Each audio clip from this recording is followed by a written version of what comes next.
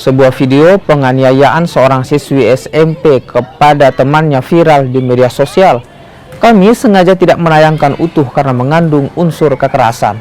Aksi perundungan ini terjadi di dalam kelas salah satu sekolah menengah pertama di Parepare, Sulawesi Selatan dan direkam seorang siswi.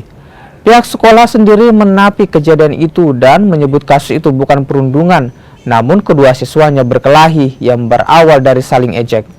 Polisi telah melakukan penyelidikan dan memanggil sejumlah saksi. Dengan anak-anak pada umumnya itu berawal dari saling ejek.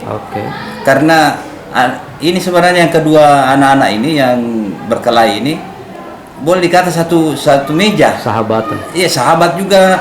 Kemudian pada sebelum kejadian itu jam pelajaran olahraga seperti saya ceritakan, jam pelajaran olahraga itu sempat dikasih main bulu tangkis sama-sama. Tapi bukan berarti kita menghentikan sampai di situ. Tetap kita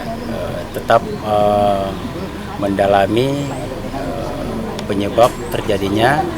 Tapi sampai saat ini dua belah pihak keluarga, hari itu juga kita hadirkan pemerintah kecamatan, kelurahan, Pak RT, Pak RW, pihak sekolah, terus pihak keluarga yang sedang ribut atau baku adu fisik untuk sama-sama sepakat untuk damai dan tidak ada lagi permasalahan ke depan.